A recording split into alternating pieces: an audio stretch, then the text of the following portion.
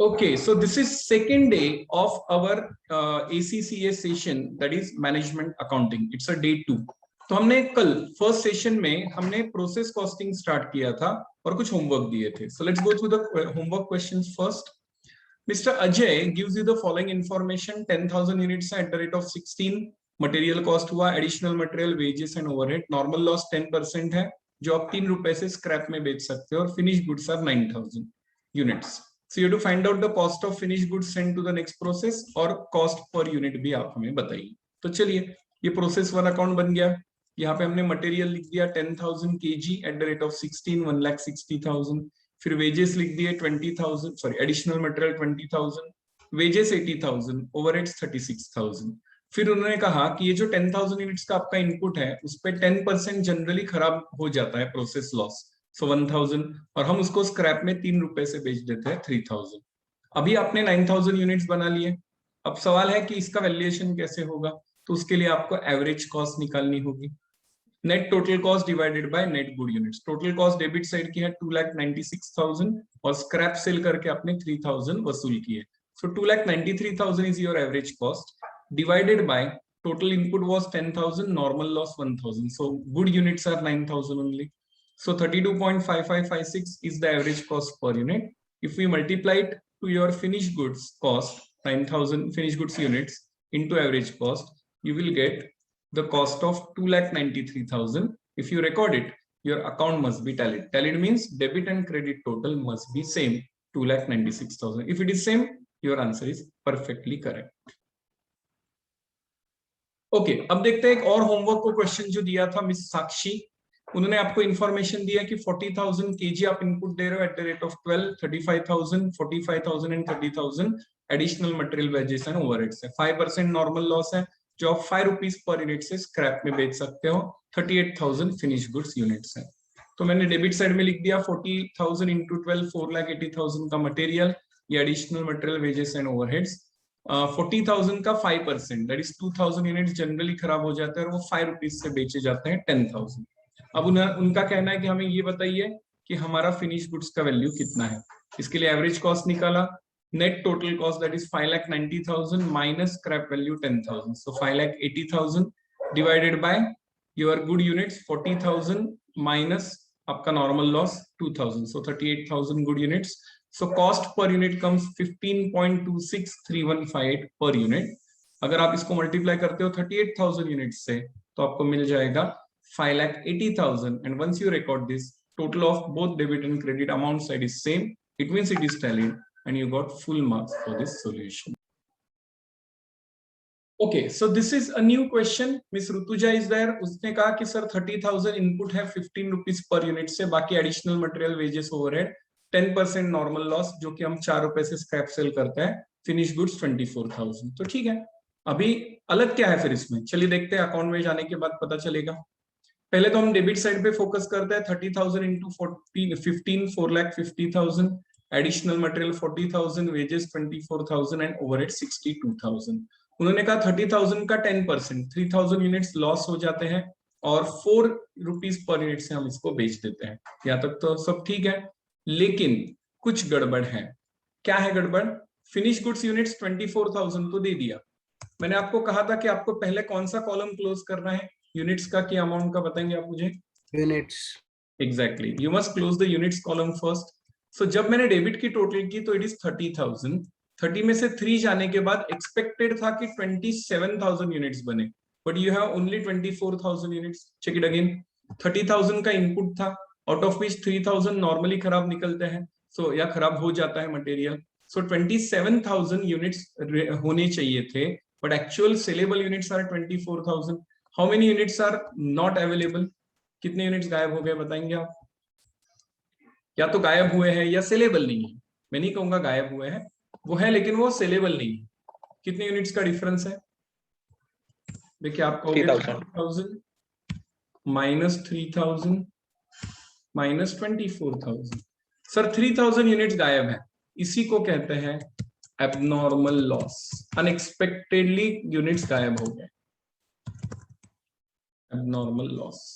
अब सवाल है कि इसका वैल्यूएशन कैसे होगा और फिनिश गुड्स का भी. मैंने कहा सर देखिए कोई भी वैल्यूएशन हो आपको हमेशा एवरेज कॉस्ट के हिसाब से ही जाना होगा। सो अभी हम एवरेज कॉस्ट में जाएंगे और देखेंगे कि एवरेज कॉस्ट पर यूनिट कितना है। ओके, तो एवरेज कॉस्ट कैसे निकलेगी फिर? एवरेज कॉस्ट के लिए हमारे पास फॉर्मूला है net total cost divided by net good units. Net total cost means debit side की total cost minus sales value of normal loss. उन्हें का देखिए सर 5,76,000 का खर्चा हुआ है एंड 12,000 अमाउंट हमने वसूल की है नॉर्मल लॉस में से। सो 5,76,000 minus 12 it is 5,64,000। Input units 30,000 minus normal loss 3,000, so 27,000 good units बनने चाहिए थे। So your cost per unit comes 20.88889. Now what to do with this cost? अब ये cost हम पहले finish goods को apply करेंगे। So वो हो जाएगा 24,000 multiplied by average cost। तो ये आ गया। मैं इसको थोड़ा राउंडिंग ऑफ कर लेता हूँ। फिर सर अभी एब्नॉर्मल लॉस क्या क्या करेंगे हम? एग्जैक्टली वही करेंगे। मतलब मैंने कहा आपके एब्नॉर्मल लॉस यूनिट्स है 3,000, उससे पहले एवरेज कॉस्ट ले लेते हैं। Average cost, so 3,000 units will be valued at 20.8889, ये लिख दिया and we found that our account is perfectly tallied. इसका मतलब ये है कि जो अगले प्रोसेस को आप माल दे रहे हो उसका वैल्यूएशन 5,01,333 है और आपको जो इंश्योरेंस क्लेम डालना है, हम इंश्योरेंस क्लेम तो डालेंगे सर, ऐसे कैसे छोड़ेंगे इसको। सो इंश्योरेंस क्लेम जो आप डालोगे उसका वैल्यूएशन होगा या उसके लिए वैल्यूएशन होगा आपका ये 62,667। सो इन दिस वे हमें पहली चीज ये मिली कि कुछ यूनिट्स अगर गायब है तो उसको कहते हैं एब्नॉर्मल लॉस और उसका वैल्यूएशन सेम वैसे ही करना है जैसे फिनिश गुड्स का करना है और अकाउंट टैली हो गया, मतलब आपका सॉल्यूशन परफेक्ट है। ओके चलो एक और क्वेश्चन सॉल्व करते हैं जो कि आपके फिर से एक बार एब्नॉर्मल लॉस से ही रिलेटेड होगा। तो चलिए देखते हैं। I want you to contribute here now. So units बताइए, चलिए आप बताइए यूनिट्स कितने यूनिट्स लूं अभी, आप बताइए। 40,000। ओके 40,000 चलेगा, 40,000 लिख दिया। कॉस्ट पर यूनिट बताइए। 20। ओके यू सेड 20, ले लिया। और एडिशनल मटेरियल कॉस्ट 25,000। ओके जरा फास्ट बताएंगे तो टाइम यूज कर पाएंगे हम। Wages 30,000। Okay overheads 60,000। 60,000 okay. Normal loss 15%। 15%, ठीक है। Selling price 7। Finish goods units मैं ले लेता हूं 30,000। Okay now let's solve this question. पहले हम डेबिट में आएंगे, material, additional material, wages, overhead, ये सारी चीजें लिख देंगे।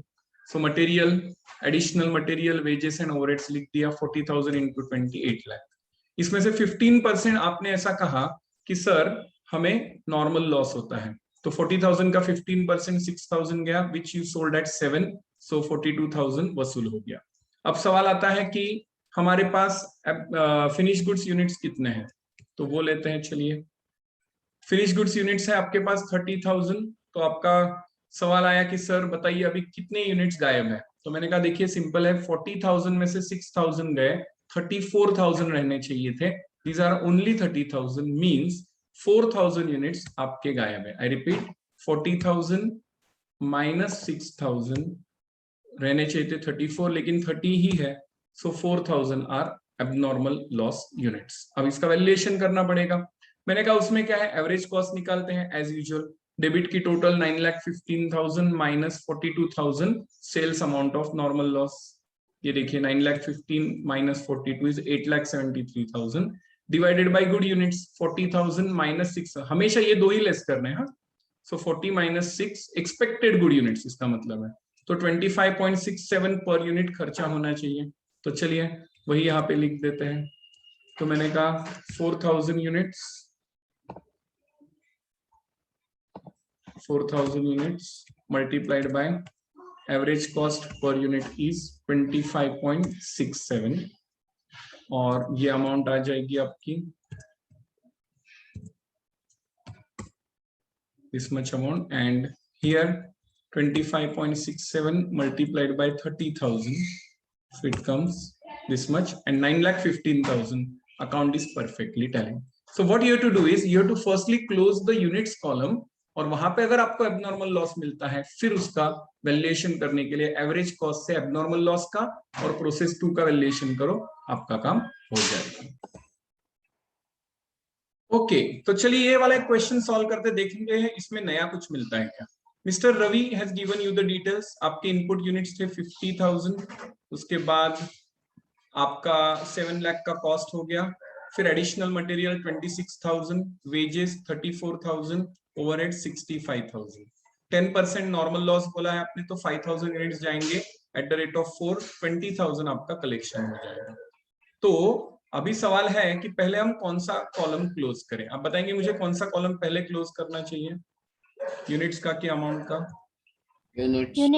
यूनिट्स। जरा देखिए तो यूनिट्स कॉलम 50,000 का आपने इनपुट दिया था, out of which 5,000 are expected to go, तो 45,000 प्रोडक्शन होना चाहिए था, लेकिन प्रोडक्शन कितना हुआ है देखिए 48,000।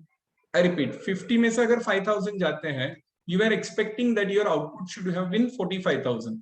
मे बी आपने एक नया मशीन लिया होगा, इसका इफिशियंसी अच्छा है, तो आपके एक्सपेक्टेशन से ज्यादा यूनिट्स बने। कितने ज्यादा यूनिट्स बने?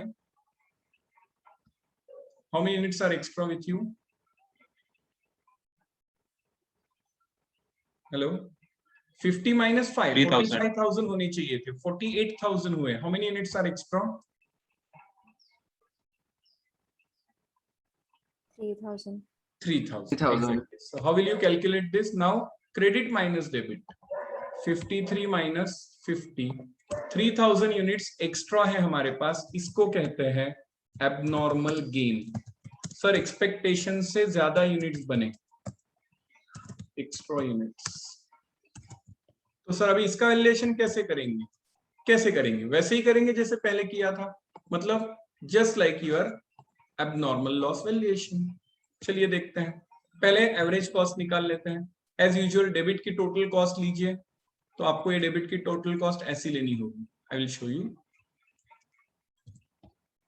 7 lakh plus 26,000 plus 34,000 plus 65,000, right, minus sales price of normal loss, वो तो दिख रहा है 20,000 का। So 825 minus 20, 8,05,000 divided by input units. Input units थे आपके 50,000 एंड आपका नॉर्मल लॉस हो रहा है 5,000, तो आपका बैलेंसिंग फिगर आएगा 45,000 का। सो ये आ गया आपका average cost per unit 17.8889। Could you understand this? Yes, sir.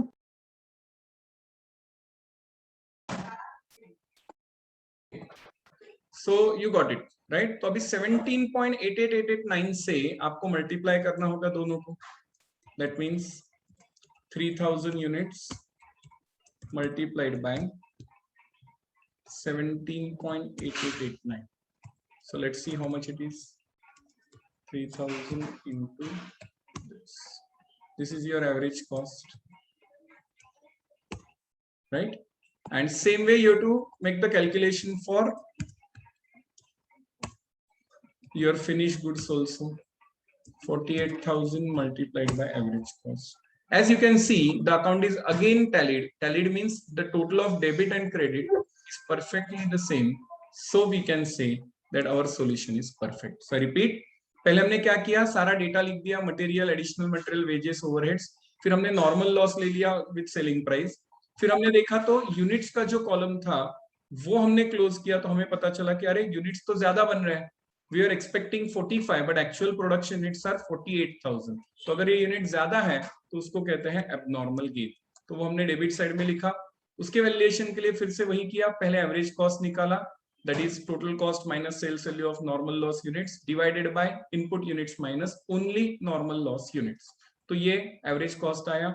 Average cost से दोनों को मल्टीप्लाई किया, किस किस को, एबनॉर्मल गेन को as well as your finish goods को, तो आपको पता चल गया कि जो एक्स्ट्रा यूनिट्स बने हैं उसका वैल्यूएशन कितना है और जो यूनिट्स आपने अगले प्रोसेस को दिए हैं उसका वैल्यूएशन कितना है। So in this way we could find out the value of finish goods and abnormal gain. Okay चलिए ये 8th वाला क्वेश्चन हम सॉल्व करते हैं। So Samir is your client, बताइए कितने इनपुट देने वाले हो आप? 45,000. 45,000. ओके 45,000। प्राइस बता दीजिए। चलो मैं 12 ले 20. लेता हूँ। एडिशनल मटेरियल बताइए। 25,000. 36,000 ले लेता हूँ। वेजेस बताइए। 30,000. 30,000। Overheads 50,000. 50,000. 50,000। Okay normal loss 13%. 13%। Okay selling price per unit 6%. 6 rupees. Okay and मैं ये ले लेता हूँ 42,000 का आपका फिनिश गुड्स। तो चलिए समीर भाई के लिए अकाउंटिंग करते हैं, देखते हैं समीर क्या बोलता है। चलिए हमने लिया डेबिट साइड में पहले material introduce 45,000 at 12, additional material wages and overheads. उसने कहा 13% ऑफ 45,000 5850 यूनिट्स लॉस हो जाता है, 6 रुपीज से हम बेच देते हैं। ठीक है, अब हमें ये ढूंढना है कि हमारे पास क्या कुछ एक्स्ट्रा यूनिट्स हैं और क्या स्टेटस है। तो मैंने 42,000 आपका फिनिश गुड्स लिख दिया। अब देखिए क्रेडिट साइड की टोटल है 47,850 और डेबिट की है 45,000। इट मींस हमारे पास कुछ एक्स्ट्रा यूनिट्स हैं। कितने एक्स्ट्रा यूनिट्स हैं? तो मैं करता हूं 47,850 माइनस 45,000। या आप ऐसा सोच सकते हो 45,000 में से 5850 गया तो कितने यूनिट्स रहने चाहिए थे? 39,250, लेकिन हमारे पास 42,000 है, सो 2850 यूनिट्स एक्स्ट्रा है। अब सब इसको कहते हैं एबनॉर्मल गेन। अब सवाल है इसका वैल्यूएशन कैसे होगा? एवरेज कॉस्ट पे होगा as usual. So net total cost 5,65,000 debit side की total minus 35,100 normal loss, divide normal loss का sales amount divided by input units minus normal loss units, तो वो आता है 15.8595। अगर हम इस रेट से मल्टीप्लाई करते हैं और अगर हमारा सॉल्यूशन करेक्ट है तो ये टैली होना चाहिए। चलिए देखते हैं, ये यहाँ पे लिख दिया मैंने। सो 2850 इंटू 15.859514 और सेम इधर, तो ये देखिए 7,01,200 को अकाउंट परफेक्टली टैली हुआ। इट मींस दैट हमारा सॉल्यूशन एकदम परफेक्ट है। तो आपको पहले एबनॉर्मल गेन के यूनिट्स ढूंढने हैं, फिर एवरेज कॉस्ट निकालिए, apply the average cost to both, that is finish goods and abnormal gain, you will get the perfect answer. So to conclude on this note कि आज हमने second day of ACCA process costing topic में क्या सीखा, तो मैं कहूंगा कि हमने सीखा कि how to make the valuation of abnormal loss and abnormal gain. तो पहले हमें ये सीखना चाहिए कि एबनॉर्मल लॉस और एबनॉर्मल गेन ढूंढना कैसे है। वो ढूंढना है जैसे आप यूनिट्स कॉलम क्लोज करते हो, अगर कुछ यूनिट्स गायब है तो एबनॉर्मल लॉस गायब है in the sense they are available in the godown but you cannot sell it, they are not in sellable condition। और अगर आपको आपके पास आपने देखा कि एक्स्ट्रा यूनिट्स बन रहे हैं तो दैट इज एबनॉर्मल गेन। दोनों केस में आपको करना वही है, एवरेज कॉस्ट निकालिए और दोनों को मतलब finish goods versus abnormal loss और finish goods versus abnormal gain को मल्टीप्लाई कीजिए और आपको मिल जाएगा आपका अकाउंट जो कि परफेक्टली टैली होगा। So in this way we have seen this two adjustments today, that is process loss, abnormal loss and abnormal gain, how to prepare the account in this scenario. Thank you.